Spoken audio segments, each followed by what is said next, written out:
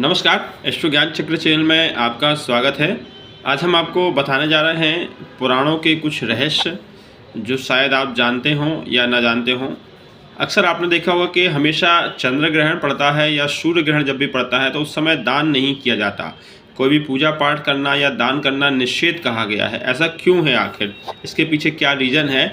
और अगले दिन दान किया जाता है, इसका क्या कारण है? देखिए, इसका कारण एक ये है कि पुराणों में कहा गया है, अग्नि पुराणों में और भविष्य पुराण के अंदर इसमें एक संदर्भ आता है। आपने एक कथा सुनी होगी टेलीविज़न के माध्यम से कि राहु नाम का एक दैत्य था जिसने अमृत पी लिया था, जिसे भगवान विष्णु ने उसका वध कर दिया था अमृत पीने के कारण। असल में हुआ एक्चुअल क्या है वह जानिए आप। देखिए, जब समुद्र मंथन हुआ और समुद्र से जब नाना प्रकार की वस्तुएं निकली और उस वस्तुएं निकलने के बाद जब अमृत निकला तो उस अमृत देवताओं में बंटना था, लेकिन चूंकि देवता और दानवों के बीच युद्ध था तो इसलिए भगवान विष्णु ने मोहिनी अवतार लेकर उस अमृत को केवल देवताओं को पिलाने के लिए ही बाध्य रखा।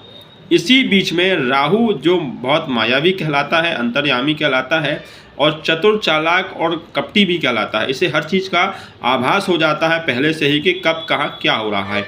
इसी स्थिति में राहु को जब एहसास हुआ कि ये तो भगवान का अवतार लेकर कोई आया है और यह छल से जो है वो देवताओं को अमृत पिला रहा है, तो राहु तो माया था, तो उसने अपनी माया से चंद्रमा का रूप धारण कर लिया और चंद्रमा का रूप धारण कर कर देवताओं की पंक्ति में नंबर वाइज वह बैठ गया।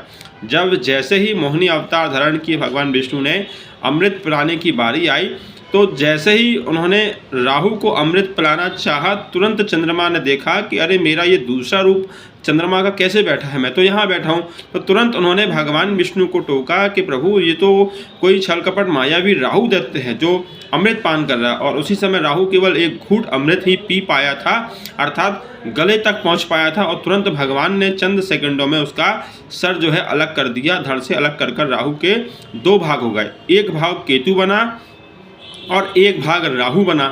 अब वध करने के बाद भगवान विष्णु को दया आई कि अरे यार, मैंने इसको तो मार दिया है, तो कुछ किया जाए। तो उन्होंने फिर राहु को वरदान दिया और अमृत पीने के कारण से उसको अमर कर दिया। और राहु ने फिर कहा कि हे प्रभु, चूँकि आपने मेरा सिर काटा है और चंद्रमा के कारण, सूर्य के कारण ये मेरी स्थिति हुई है, अतः मैं इनको श्राप देता हूँ कि ये जब जब सूर्य ग्रहण और चंद्रमा ग्रहण में कोई भी दान देगा, कोई भी पूजा पाठ करेगा, वह सब अक्षय हो जाएगा, उसका फल कुछ नहीं होगा। अर्थात उस समय जो कुछ भी यदि कोई दान करेगा, पूजा पाठ करेगा, वह सब मुझे प्राप्त हो जाएगा और किसी को प्राप्त नहीं होगा। इसलिए ग्रहण में ना पूजा पाठ होती है और ना दान दिया जाता है। अगले दिन दान दिया जाता है ताकि उसका जो प्रभाव है वह देवताओं को प्राप्त हो, असुरी शक्तियों को प्राप्त ना होकर देवताओं को मिले। इसलिए चंद्र ग्रहण में या सूर्य ग्रहण में जो है वो दान नहीं दिया जाता है। और इस तरह भगवान विष्णु ने उसे तथास्तु कहकर संबोधन कर कर आगे बढ़ा दिया। तो आप समझे, वास्तविक कारण ये है दान ना देने का। इसलिए चंद्र ग्रहण और सूर्य ग्रहण में दान नहीं दिया जाता है और पूजा पाठ आदि नहीं की जाती, ताकि जो उसका फल है वह देवताओं को प्राप्त ना होकर असुरों को भी प्राप्त ना हो। जो देवताओं को चीज़ प्राप्त होने के बाद उन्हीं को ही प्राप्त हो। इसलिए ग्रहण काल में दान और पूजा पाठ नहीं की जाती है। ये शास्त्रीय कारण है जो पुराणों में लिखा है।